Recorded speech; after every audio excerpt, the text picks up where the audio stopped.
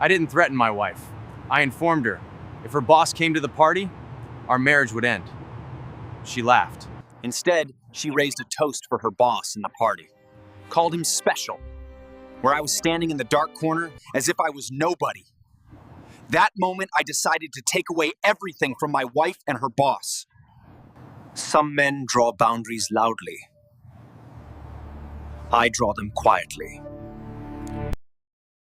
My wife, Camille, worked as a marketing director at a mid-sized firm, one of those companies that like to call itself innovative while recycling the same buzzwords year after year. We'd been married for 8 years. Long enough, I thought, for her to understand one fundamental truth about me. I don't make empty threats. I've never been a man who raises his voice just to hear it echo. I don't issue ultimatums for drama or emotional leverage. When I say something, I do it carefully, deliberately, and only after I've already accepted the consequences. My words aren't warnings designed to scare, they're statements of fact. So when I sat across from Camille one Tuesday morning, steam curling up from our outrageously expensive coffee, and told her, plainly, that if she invited her boss to her birthday party, our marriage would be over, I wasn't being jealous. I wasn't being insecure. I wasn't trying to control her social life. I was drawing a line in the sand, a hard one, the kind you draw when the ground beneath your feet has already started to crumble. It was a survival warning, the emotional equivalent of grabbing someone by the shoulders and saying, "Don't take another step, there's a landmine right in front of you." Camille didn't take it that way. She laughed, not a nervous laugh, not an awkward, uncertain chuckle. It was full and theatrical, head thrown back, like I'd just delivered the punchline to the greatest joke she'd heard all year. "Relax, Mason," she said, dismissive, already scrolling through her phone. "He's just my mentor." Mentor. She said the word the way people say visionary or genius. Like Grant Holloway was some enlightened corporate sage who descended from a glass and steel mountaintop to guide her career. Meanwhile, I was thinking about the text messages he sent her at midnight. Messages that had nothing to do with KPIs or campaign metrics. Messages like, "Wear the red dress tomorrow, my favorite, but what did I know, right? I was just the husband, the guy who paid half the mortgage, the man who existed mostly to nod along while she narrated the version of reality that made her most comfortable." Here's the thing about Camille, the thing that slowly drove me out of my mind. She genuinely couldn't tell the difference between professional respect and sexual interest. Or at least, she claimed she couldn't. Every compliment was sincere admiration. Every lingering look was appreciation for her strategic insight. Every late-night message was just Grant being dedicated to the team. She was either completely oblivious or willfully ignorant, and after 8 years, I'd stopped trying to figure out which explanation was worse. I could see the disaster forming in slow motion, like watching a loading bar fill up on a terrible download you know is going to crash your system. 1 dot, 2 dots, 3 dots. Connection complete. Welcome to the end of your marriage. Camille had this infuriating habit of confusing attention with admiration. She'd sit beside me on our couch at night, legs tucked under her, glowing as she recounted her day. Grant praised her presentation. Grant asked for her opinion. Grant said the campaign wouldn't work without her, and she'd light up like she'd been plugged into an electrical outlet. Most of the time, I kept my mouth shut, because pointing it out only earned me another lecture. About how I didn't understand office dynamics, about how networking was crucial in marketing, about how men and women could absolutely have professional relationships without ulterior motives. Sure, sweetheart, network away. Just don't act surprised when your network starts looking an awful lot like an affair waiting to happen. What Camille didn't know, what she never bothered to ask because my work only interested her at a surface level, was that Grant Holloway wasn't just her boss. Holloway Marketing Group had recently landed on my law firm's radar. Nothing concrete yet. No smoking gun, just red flags, accounting inconsistencies, whispered concerns. The kind of quiet signals that make compliance attorneys like me start pulling files at midnight and cross-referencing transactions that don't quite line up. And I'd just been assigned to the preliminary review team. Conflict of interest didn't even begin to cover it. This was the kind of situation that destroyed careers if it wasn't disclosed properly. The kind that could sink reputations, trigger investigations, and drag everyone involved through public scrutiny. The kind that made a wife publicly celebrating her boss, lavishing him with praise at a birthday party, look catastrophically bad. While Camille spent that week planning her party, ordering metallic balloons, debating font choices, commissioning a custom cake shaped like her initials because apparently fondant equals sophistication. I was planning something else entirely. Late at night, after she fell asleep scrolling through her phone, I opened my laptop. Secure browser, encrypted files. I started drafting documentation. Notes, timelines, safeguards, call it paranoid if you want. I call it insurance. I'd spent 8 years watching Camille navigate her career with the ethical flexibility of a contortionist, bending rules I didn't even know existed. She's charming. Undeniably so. She can walk into a room and have people eating out of her hand within minutes, laughing at her jokes, nodding along with her ideas, believing in whatever version of reality she's selling that day. It's a gift that propelled her career forward and made my personal life infinitely more complicated. Because when you're that good at performing, at shaping perception, the lines blur. What's real? What's strategy? What's ambition? And what's just Camille making a decision so catastrophically bad it's going to explode in both our faces? The party itself was exactly what I expected. It looked like a corporate mixer, and an Instagram influencer's wedding had a baby. Then handed it an unlimited credit card. Champagne fountains, plural, because apparently one wasn't enough to celebrate turning 33. A live band playing jazzy covers of pop songs. Purple and gold lighting arranged just right for photos. Everything was glossy. Overproduced, designed to look expensive on social media. This wasn't a birthday party. This was content. This was Camille proving to her followers, her colleagues, herself, that she was successful, admired, and living her best life, surrounded by people who definitely weren't just there for the premium open bar.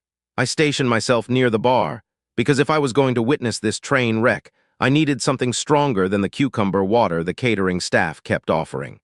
I scanned the guests with detached interest. Her coworkers dressed like they were attending a charity gala. Our neighbors looking vaguely uncomfortable and overdressed. Influencer friends setting up ring lights and phone tripods, already recording stories before the night had even started. Camille floated through it all like she owned the air, touching arms, laughing too loudly, making every person feel like the most important one in the room. And then I saw her. She was wearing the red dress. Of course she was. The one Grant had texted about. The dress alone probably cost more than our monthly utility bill. The kind of number you don't say out loud because it sounds irresponsible when framed that way. It clung to her perfectly, cut to flatter every angle, bold without being vulgar, elegant in that calculated showroom window way.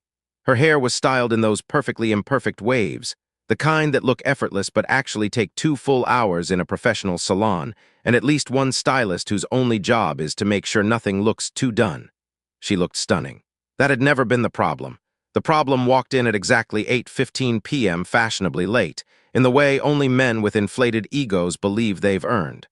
I saw Grant before Camille did. I always did. He paused at the entrance to our backyard like he was waiting for a spotlight to find him, surveying the scene as if measuring whether the environment was worthy of his presence. Grant Holloway had the kind of confidence that only comes from believing deeply and without question that the world owes you something simply for existing.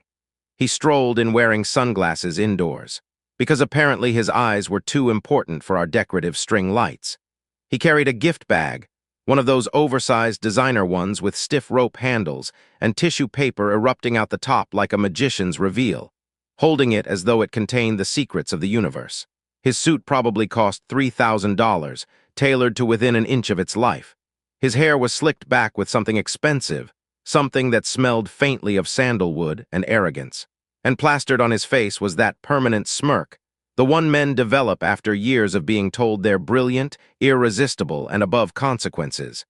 I watched Camille's face light up the second she spotted him. It was immediate. Reflexive, she excused herself from whatever conversation she was having and practically floated across the yard to greet him, heels clicking lightly against the stone, like she was being pulled by gravity. They hugged too long. Too familiar. The kind of hug that makes everyone watching feel like they're intruding on something private. He leaned in and said something in her ear, low, intimate, and she laughed. Not the polite, social laugh she used for acquaintances. The real one.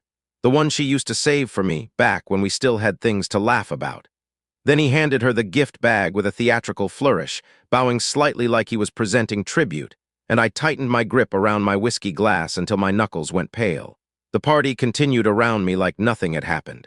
Conversations overlapped in that loud, sloppy way people talk when they've had 2 drinks and suddenly believe their opinions are fascinating. Music pulsed softly through hidden speakers. Laughter spiked and dipped. At one point, Camille's friend Monica wandered over already tipsy, slurring something about how lucky Camille was to have such a supportive husband.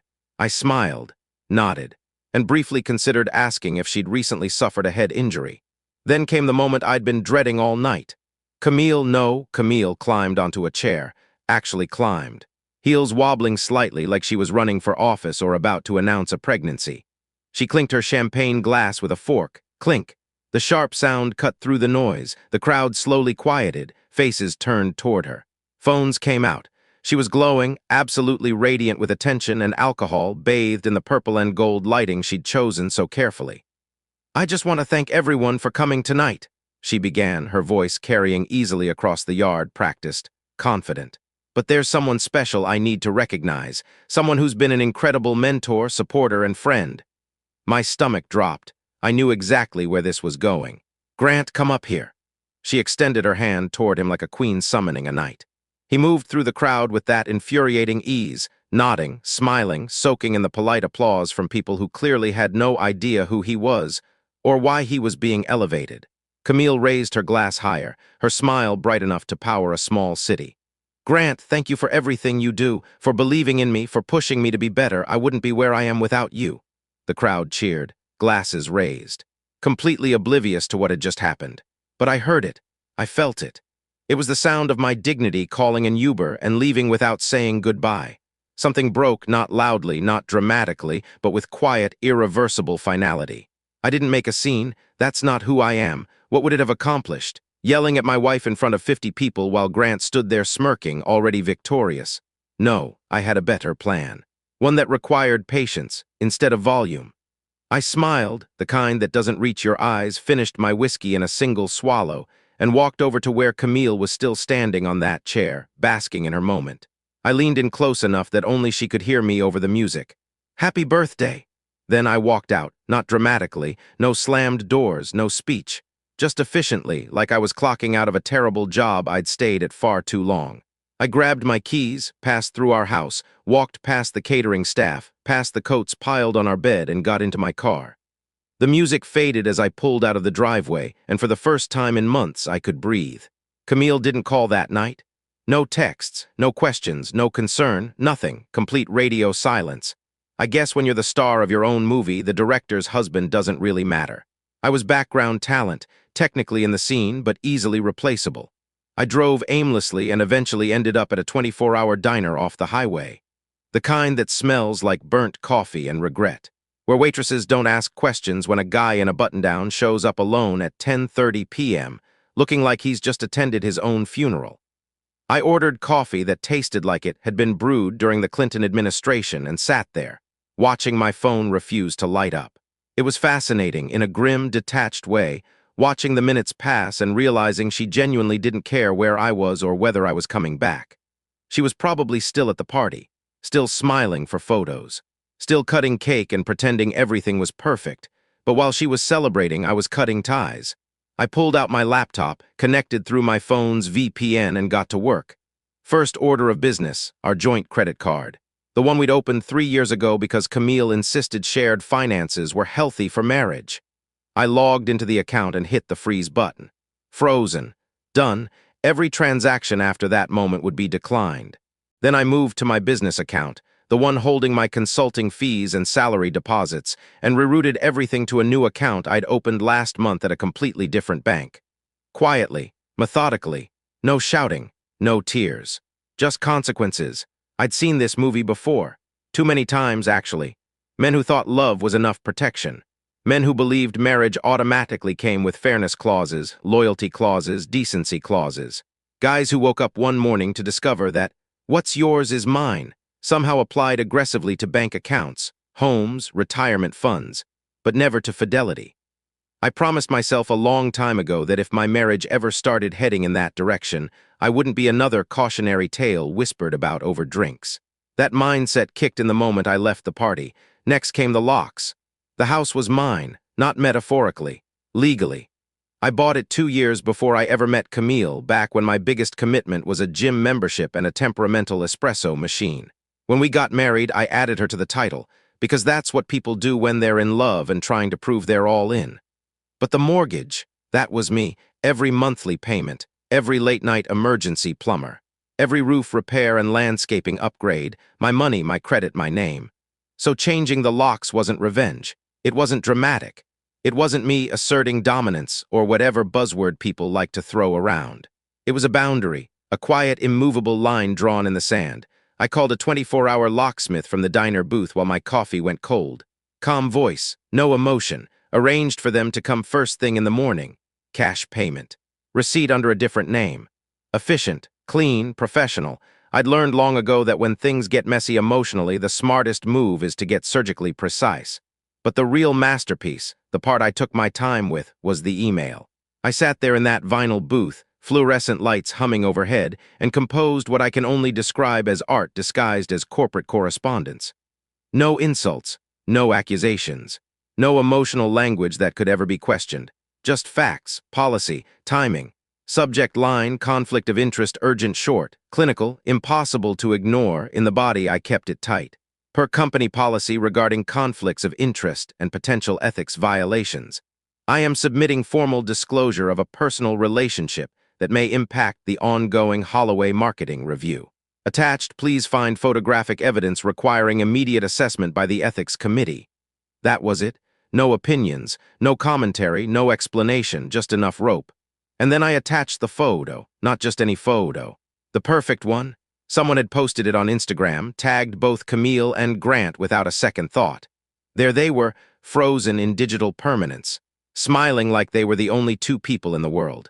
His hand resting comfortably on her waist, hers curled around his arm like it belonged there.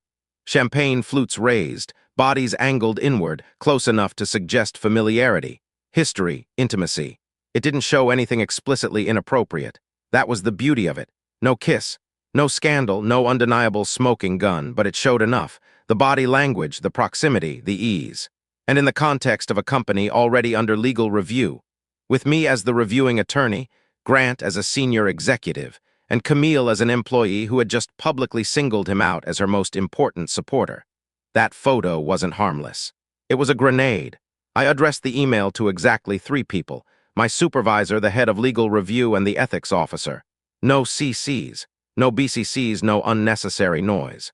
Then I hovered over the send button for exactly 30 seconds, long enough to reconsider, long enough to feel whatever doubt might surface. Long enough to imagine her standing on that chair, raising her glass to Grant, while I faded into the background like furniture. That did it. I clicked send with zero regret. It was close to midnight when I finally stood up. I paid my bill, left a generous tip, because none of this was the waitress's fault, and walked out into the cool night air, feeling lighter than I had in months. I didn't go home. I checked into a hotel, not fancy, just clean, quiet, anonymous, a bed, blackout curtains, a lock on the door. I used my business credit card, the one Camille had never bothered to memorize, and lay down, fully clothed, staring at the ceiling like a man who had just set his life on a new trajectory. I waited for guilt to arrive, for panic, for that crushing sense of what have I done? It never came. Instead, I felt relief, pure, uncomplicated relief. The kind that settles into your chest and lets you breathe properly for the first time in a long while. 4 days, that's how long it took Camille to notice I hadn't come home. 4 full days of silence. No calls, no texts, no casual, hey, where are you? Messages, nothing. During that time, she posted Instagram stories from the office, shared motivational quotes about ambition and hustle, smiled into the camera like everything was exactly how it should be. The level of obliviousness required to not notice your husband had vanished was almost impressive. When she finally showed up, late Thursday afternoon, I was ready. I'd taken the day off, spent the morning arranging things, setting the stage, making sure every piece was exactly where it needed to be. By the time I poured myself a glass of bourbon, probably too expensive for 3 in the afternoon, I was calm, centered. I heard her before I saw her. The confident click-clack of heels on the walkway. She was humming, light and cheerful like someone who had just been praised in a meeting. The door opened. She still had her old key. She stepped inside, inhaled like the house belonged to her, and tossed her designer purse onto the couch. "Did you miss me?" she asked brightly, like this was all a quirky misunderstanding, and we were seconds away from laughing it off. I looked at her over the rim of my glass and let the silence stretch. "Sure," I finally said, flat, neutral, the way you say you miss jury duty or food poisoning. Her smile wavered. She opened her mouth to respond, then stopped. Her key was still in her hand. She'd turned it, felt it move, but something had been off. "Mason," she said slowly, looking from the key to me. "Did you change the locks?" "Boundaries," I replied, settling back into my chair. "Remember, you said they're healthy, your exact words, during our last therapy session, the one you skipped." She stood frozen, like gravity had suddenly become optional. "I don't understand," she said, and for once she actually meant it. "Let me help," I said, nodding toward the coffee table. A thick brown envelope sat there with her name written across it. "There's some reading material. Consider it a belated birthday gift." She approached it like it might explode. Picked it up with trembling fingers, opened it, pulled out the papers. Her eyes moved across the first page, then the second, then back again. "This is our prenup," she whispered, and that was when she finally realized the party was over. "That's different. Those terms weren't in the original." She said it with growing panic, flipping pages faster now. Her fingers no longer steady. The confidence she'd walked in with was gone, replaced by a tightening desperation that showed in the way her jaw clenched. "That's the updated version," I said evenly. "The one we signed a year ago when we refinanced the house. You remember that, don't you?" She looked up at me, searching my face like I might crack, and tell her this was all some elaborate misunderstanding. "We had to refinance to get a better rate," I continued calmly. "You were buried in that campaign launch at the time, long nights, endless meetings. I told you we needed to sign some paperwork to move things forward." I paused, just long enough to let memory catch up with her. "And you said, and I'm quoting you exactly, 'I trust you with anything, babe, just tell me where to sign.'" Her lips parted slightly.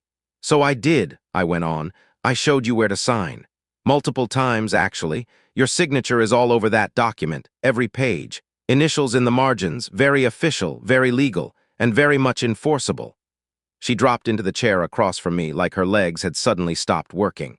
"This says I'm not entitled to anything," she whispered, scanning again as if the words might rearrange themselves if she stared hard enough. "The house, your retirement, your business assets, everything is protected." She looked up, eyes glassy now. "This isn't what we agreed to when we got married." "You're right," I said, standing and closing the distance between us. "It's not."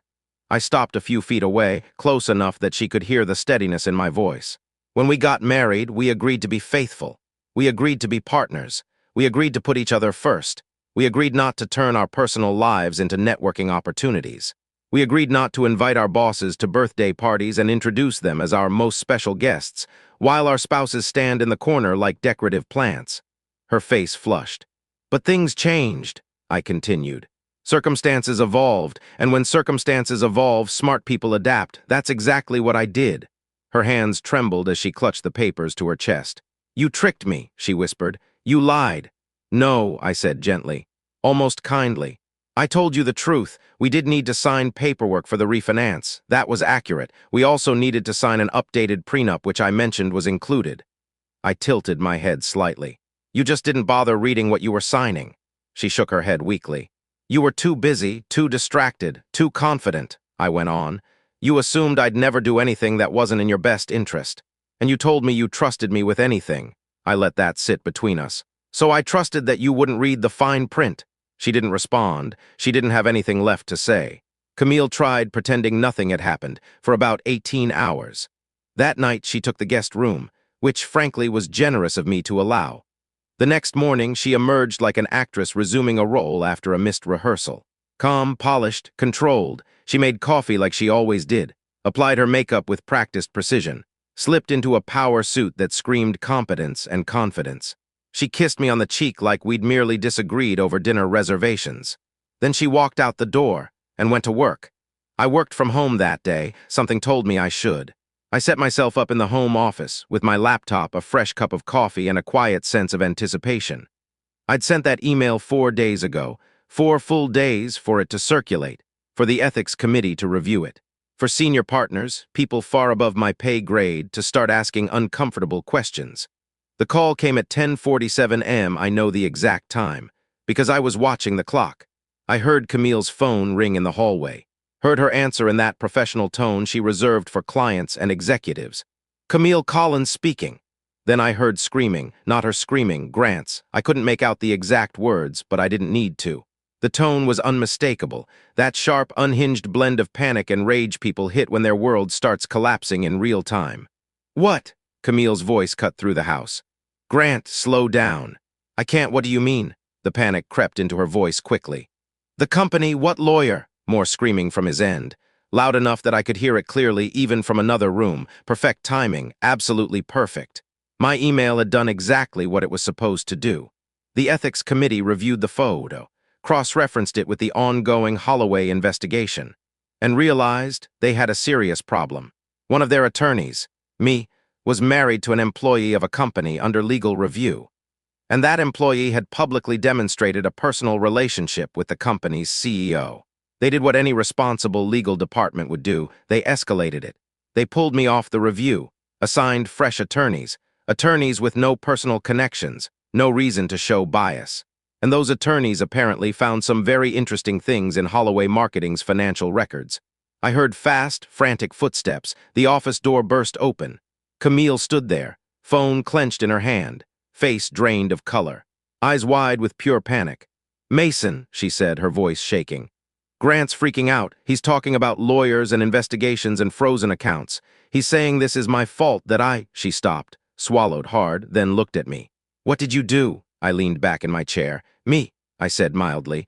I didn't do anything illegal. I followed protocol. Her mouth fell open. When I realized there might be a conflict of interest between my professional responsibilities and my personal life, I disclosed it to the appropriate parties. That's literally my job description. It's what ethical attorneys do. You reported us, her voice cracked. You told them about Grant and me? I reported a potential conflict of interest, I corrected. I submitted photographic evidence of a personal relationship between an employee of a company under review and that company's CEO, I shrugged. The fact that the employee happens to be my wife is unfortunate, but irrelevant. Her breath hitched.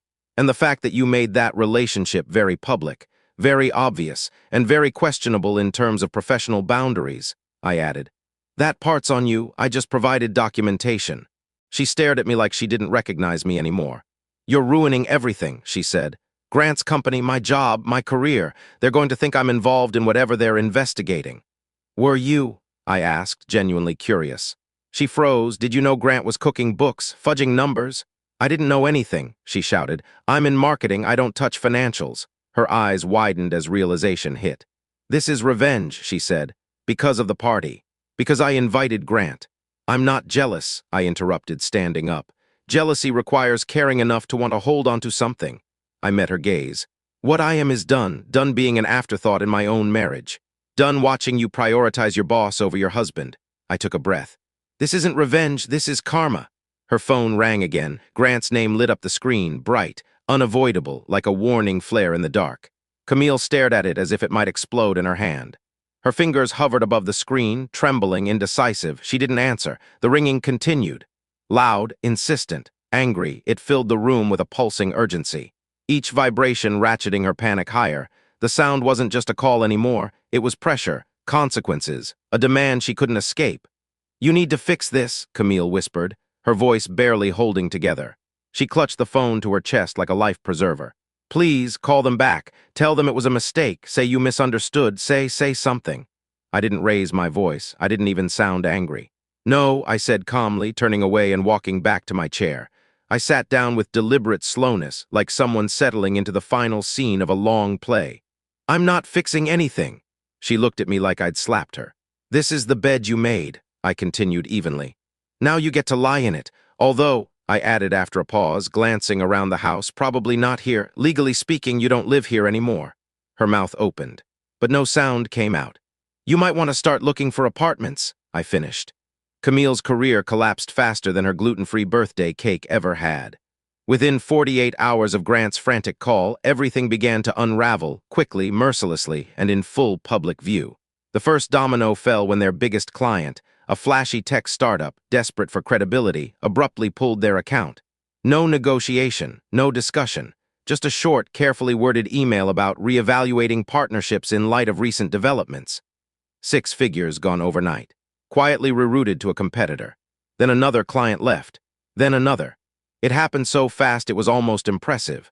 Like rats abandoning a sinking ship, except these rats wore tailored suits, had entire legal departments, and were extremely motivated to distance themselves from anything that smelled, even faintly, of scandal. Reputation preservation kicked in. Self-preservation followed close behind. By the end of the second day, Grant's company was bleeding credibility and cash. HR stepped in next. Camille's profile was officially flagged for review, which is corporate shorthand for, "We're assembling documentation in case we need to destroy you later." Suddenly, people who had barely known her name were scheduling clarification meetings. Questions started pouring in, carefully phrased, quietly lethal. How long had her relationship with Grant been personal? Had it ever crossed professional boundaries? Were her promotions purely merit-based? Had she ever received preferential treatment? Camille came home each night vibrating with rage and disbelief. She ranted while pacing the kitchen, while I calmly cooked dinner. She talked about persecution, about double standards, about how unfair it all was. "It was just a party, Mason," she screamed one night, throwing her bag onto the counter. "People invite their bosses to parties all the time."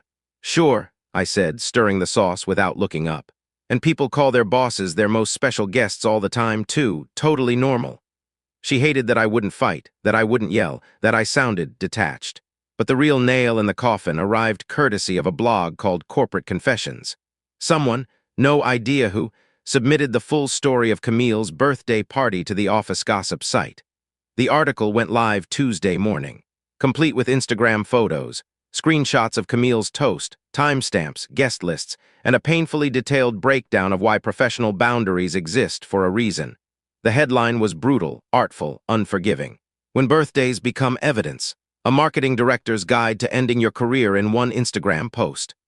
By Tuesday afternoon, it had been shared over 8,000 times across LinkedIn, Twitter, Slack groups, and every digital watering hole where corporate professionals gathered to quietly judge each other. The article dissected everything: the optics, the language, the public praise of a married CEO by a married employee. The husband standing awkwardly in the background like an afterthought. It wasn't cruel. That was the worst part. It was clinical. LinkedIn exploded. Marketing professionals Camille had never met wrote long think pieces about ethical boundaries. HR executives shared the article with captions like, "Great example of what not to do." Compliance officers weighed in. Consultants chimed in. Camille's colleagues said nothing at all, quietly unfollowing her like she'd become contagious. The memes followed on Wednesday. Someone created a most special guest template with Grant's face photoshopped into wildly inappropriate scenarios. Another made a corporate bingo card with toasting your boss at your birthday party as the free space. A particularly inspired soul edited the Titanic sinking scene, replacing the ship with Camille's face and labeling the iceberg, "Professional reputation." Even her intern, Tyler, 22 years old and barely out of college, posted a GIF from the office with the caption, "When your boss's birthday invite turns into an HR investigation." 5,000 likes in 3 hours. Camille tried to erase it all. She deleted the Instagram post, scrubbed her LinkedIn, removed photos, connections, comments, anything that even hinted at Grant. She threatened Corporate Confessions with legal action, which only prompted them to post screenshots of her emails alongside a new update. Marketing director threatens blog proves she still doesn't understand how the internet works. She called me mid-meltdown. "You ruined my life," she screamed through the phone. "Everything I worked for is gone. My reputation is destroyed. This is all your fault." I was at the gym, running on a treadmill, having the best workout I'd had in months. "No, darling," I said casually, adjusting my pace. "You did that yourself. With good lighting and bad decisions. I just provided documentation. The internet did the rest." She shrieked about betrayal, about trust, about how vindictive I was. Then she shifted to threats. "I'm going to sue you," she said, her voice sharp with desperation. "My lawyer says I have grounds for emotional distress." I stopped running and took a long drink of water. "Please do," I replied pleasantly. "Take me to court, put everything on public record. We can depose Grant, admit those midnight texts as evidence, really air everything out." I paused. "And when you lose, which you will, I'll bill you for legal fees and emotional damages." Grant showed up the next day. He looked like he'd gone 12 rounds with reality and lost every one. Bloodshot eyes, crooked tie, expensive suit, wrinkled beyond saving. The face of a man watching his empire collapse in real time. I checked the security camera and nearly laughed. I let him ring twice before opening the door, coffee in hand. "Where is she?" he demanded, voice cracking. Where's Camille? I need to talk to her now. He tried to step past me. I didn't move. Good morning, Grant, I said politely. Beautiful day, isn't it? Would you like some coffee? I don't want your damn coffee, he shouted. The company is falling apart. We're hemorrhaging clients. The board is calling emergency meetings, I smiled, and finally understood something important. This wasn't revenge, this was gravity. Lawyers are crawling through every single document, Grant snapped, his voice sharp with panic. Every email, every invoice, every contract, this is your fault. Is it? I asked evenly, folding my arms. Because from where I'm standing, all I did was disclose a conflict of interest. That was it. That was the so-called crime. Everything that followed was just people doing their jobs. Auditors auditing, lawyers lawyering, regulators regulating. The machinery of accountability grinding forward the way it always does, once it's switched on. And there's one thing that reliably destroys companies faster than bad press or bruised egos. Fraud, financial misconduct, creative accounting. Cooking the books while your marketing director publicly celebrates you, praises your leadership, and leaves behind a glittering paper trail that even a first-year law student could follow with a highlighter and a pulse. Camille appeared in the doorway then, dressed head to toe in expensive athleisure, like looking polished might somehow rewrite reality. Perfect hair, designer sneakers, the uniform of someone who still believed image could save her. Grant whirled on her. What did you make him do? He demanded. They found major discrepancies. Major. HR is in full meltdown. Half the staff quit yesterday. Our biggest investor pulled out this morning. Camille's mouth opened and closed before words finally came out. I didn't know anything, she stammered. I'm in marketing, that's not what it looks like. Grant laughed, a sharp, broken sound. That's exactly what it looks like, he shouted, hands visibly shaking. It looks like the CEO and his marketing director were having an inappropriate relationship. And when the company got investigated, her husband conveniently disclosed everything to protect himself, while throwing us both under the bus. I cleared my throat. I didn't throw anyone under any bus, I said calmly. I informed my employer about a personal connection to a company under regulatory review. That disclosure is mandatory, required. What happened after that are the consequences of choices you both made.